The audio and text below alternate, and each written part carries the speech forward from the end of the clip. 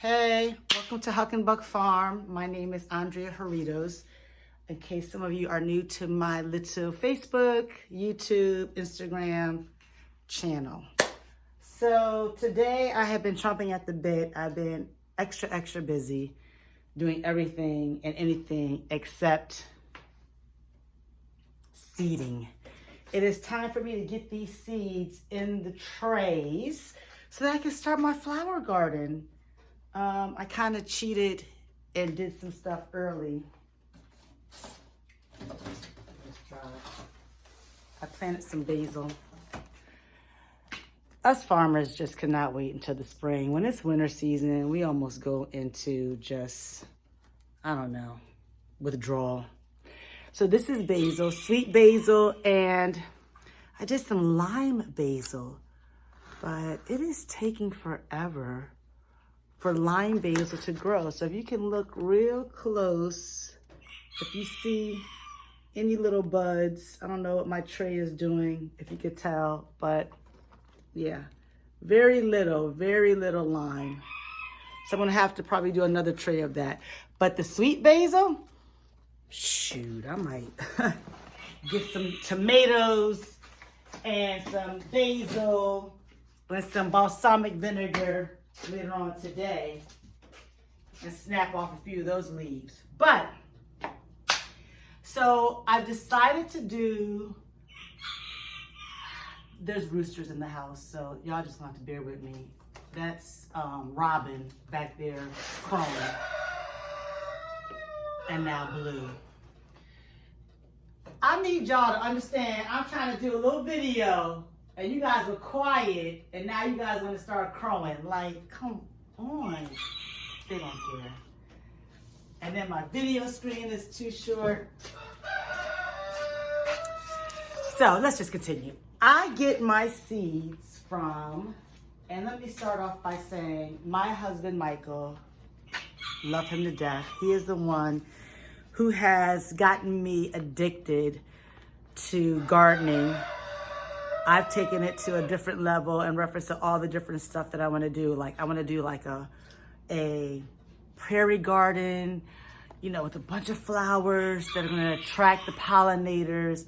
I'm going to do almost like an English garden. It's just all kinds of stuff. So nonetheless, Johnny Seeds and Baker Creek, that's where I get my seeds. And then, this is old. Can you see it's 2020? But this book right here, if you don't have this little catalog, when I say,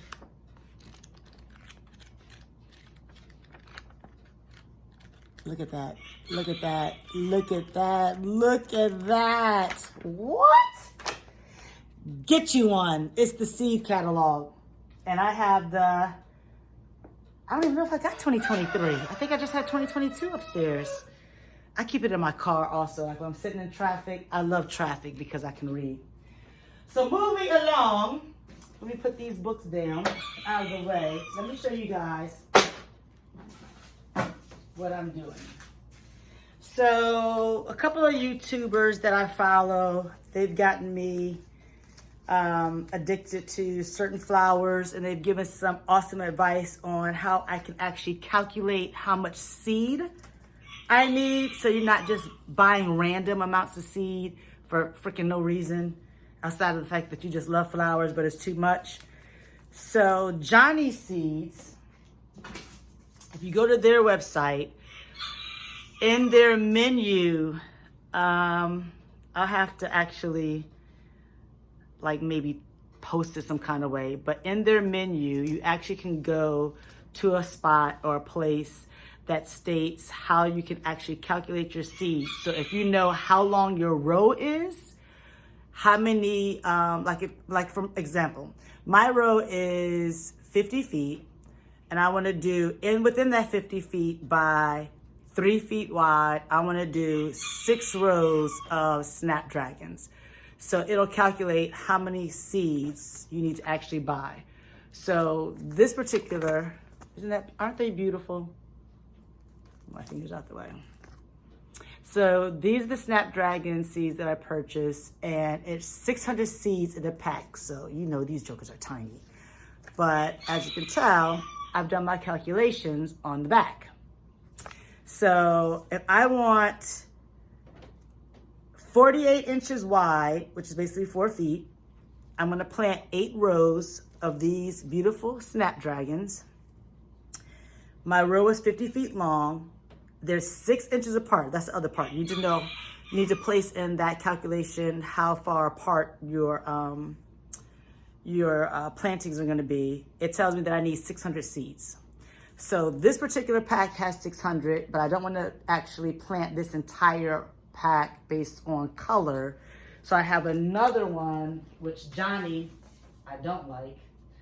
On their package, they don't give any beautiful colors. They just got the writing and the instructions on the back. Whereas Baker's gives you all the beautiful colors. See, all that. Gets you excited. A little plain package, you know. But I'm doing cut flowers. And I Googled what cut flowers, as well as watching my YouTube audience that I follow. What are a nice set of cut flowers that I can, or what are some good cut flowers that I can grow to be able to offer to you guys when you come on my property? See that little plug? And we have, you know, like a cut flower event, or if you're actually buying flowers for whatever event you need. I picked several, a little overboard, but I picked several to be able to cut and offer to you. So you want to know vase life, like how long will they last in the vase? If I'm selling you flowers and they're going to last 3 days and I'm charging you X amount of money, you might be a little tight about that. So you want to make sure your vase life is decent, you know, 5 days, a week, if not longer. And you want to have what they call fillers. And fillers are things like, of course, baby's breath, right? Celosia, I'm saying that correctly. Isn't that beautiful? That's the flamingo pink. I would say amaranth is a filler. It's tall, it's kind of whimsy, meaning that it like droops and hangs. It's a beautiful, they have different colors, but this to me is a filler. I like saying this word, gomphrena. Gomphrena. Isn't that beautiful? Purples, whites. So they sit up like little pom-poms. Here's another gomphrena. Isn't that a beautiful color? It's almost like a rustic orange. And I think I did another gomphrena with Johnny's, but of course I'm not gonna get the color on the package. Asters, I grew last year. Michael is not a fan of these flowers, but I think they're pretty. It's a nice little, because you don't want just a few like open flowers that are like 3 or 4 inches in diameter with a bunch of filler. You want to have other varieties. So a huge cut flower, of course, is what? Sunflowers. So I have, let me see. Here's sunflowers. Here's some sunflower. This is this. So I have Summer Breeze Mix. Sorry, Johnny Seeds, no picture. But I have this particular sunflower. Once I get a little bit more educated and a little bit more tech savvy, I'll be able to do like other YouTubers and have a little picture next to my video so that you guys can see the photo. But we're not there yet. So you're gonna have to Google the flower color and see. Here's another cut flower. And then there's certain things called single stems. So look at this. This is single stem. So what that means is once I cut it, that's it. So it's gonna give me one beautiful sunflower and that's it. Now the other flowers that I have, zinnias. Where are my zinnias? What? Are my zinnias upstairs? I have a bunch of zinnias. I don't even know if I have time to go grab them. They might be upstairs, might not. But I have zinnias, and you guys know zinnias are awesome. They grow quick. If you deadhead them, like basically when they're dead, you just pop them off. They'll, regenerate just that fast. So I love them. So I have a lot of zinnias. I'm going to let that be the mystery flowers. I won't even show you the colors that I have so that can be like your, ooh, let's see what Andre has on some zinnias. But here's another filler. It's called Steel Blue Sea Holly. See, isn't that pretty? And then, of course, the lavender. So I have English Tall. And then I have another French Perfume. So knowing how tall your stems are going to grow is what you also need to be leery of so that they fit into the vase. So 3 feet, 2 feet, depending on your vase, depending on your style. If you're doing mason jars, if you're doing really the long, tall vase, the vases that you actually get from different cut flower establishments, you want to make sure that your stem actually fits into that vase. So another flower that I'm going to try that I just picked up, which I didn't think I had time to actually grow, is the dahlia. There's a lady by the name of Floret Farm. She does these tremendously. So I'm going to try it. This is also a beautiful flower. And then there's other things that you could do like basil. So do you see how that flowering situation here on that basil, that will look awesome in your arrangement and in your bouquet, and also the smell. So there's so much that you can do. It's ridiculous. I mean, even my basil that's over here on this tray, it's very fragrant in this area. What do you need? Grow lights. So Michael and I just ordered another half dozen of grow lights. Got them from Amazon, I think $100. They're 4 feet long. I'll show you those if I can kind of bring my camera around without it being a whole disaster. Of course, you're gonna need soil. So I know the light is glaring, but this big old situation that Michael purchased, it's Pro Mix general purpose soil that he ordered from somewhere, but this is what we're using this year. So he's also started some of my trays for me. I know that's going to be highly exciting, you guys seeing all the soil, but he started some of my trays. And again, that's another thing. When you know how many flowers you want to grow, having the right amount of trays to actually get your stuff set up and start planting is crucial. So the video that I did before this one, which is almost like a little time lapse, our basement, I swear I cleaned it and give it 3 months and it's back to Disasterville. So we had to move some things around. Some of the what I want to say, the shelving units that we have aren't the best for actually hooking your lights on as far as your grow lights, because they're hooked up by chains. So we had to switch some things around. So because of that, stuff had to come off the shelves. Now it's all on the floor, on the staircase. So now I got to clean that up later on tonight or not. But we needed a different shelf unit that was being utilized by some of my camping stuff. He left to go get some more chains. We have things in this part of our basement, which is how we come and go into the house. It's a little cooler because you come in and going.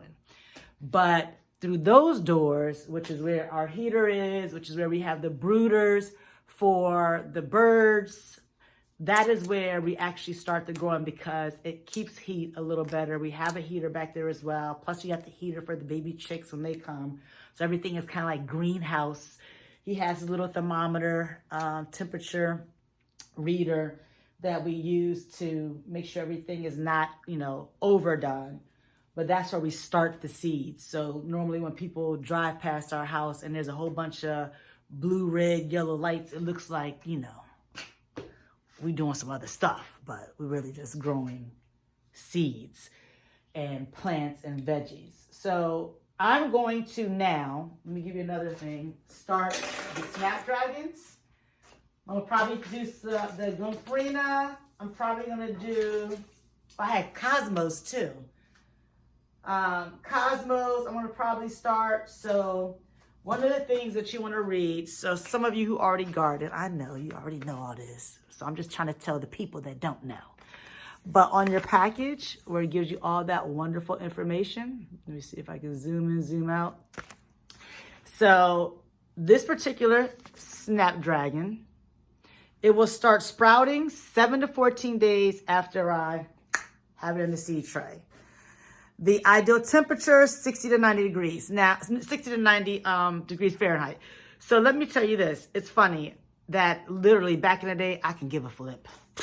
Put that stuff in a tray, let it grow, let's get it outside. But now I'm like, what does it say? What's the frost date? Whereas before I had no interest, but now I'm loving it.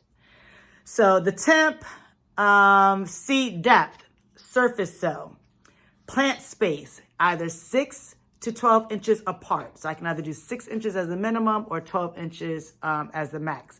Is it frost hardy? No. So that means my zone, which I am in zone 7, that we get cold, this baby ain't gonna make it in the cold, okay? Minimum full sun, 8 to 12 hours. It tells me in the instructions that I need to actually sow indoors. Voila! Sow indoors 8 to 10 weeks before the last frost, okay? It requires light to germinate, bottom water, so water that is at the bottom of the tray, or mist, lightly to avoid covering the seed. Pinch young plants back, which will encourage more blooms and bushier plants. So that is snapdragons. So I am going to, I think the frost date is, according to my husband, like May 1st. So I'm maybe a week early. It's okay. But I'm going to start planting all of this stuff now. It's going to take 1 week to 2 weeks before you actually start seeing some little buddies in the tray, which I will show you that. And then we will let it grow. And then probably end of April, we'll start putting it outside on a table so that it can start getting adapted to the temperature and it can start hardening up, so to speak, or getting, a little tough so that it can handle the temp, because then I'm going to start transplanting that outside in the soil, in the cut flower garden section, and there you go. So let's recap. Andrea is growing flowers for you guys to come and enjoy at Huck and Buck Farm. I'm going to start seeding a few varieties, and because these seeds are so small, let me see if I can open them. Let me show you how I actually have to do this, which if I were to have you guys watching this portion of my seeding, you'd be like, really, sis? 30 minutes. But let me give you just one quick, 600 seeds, right?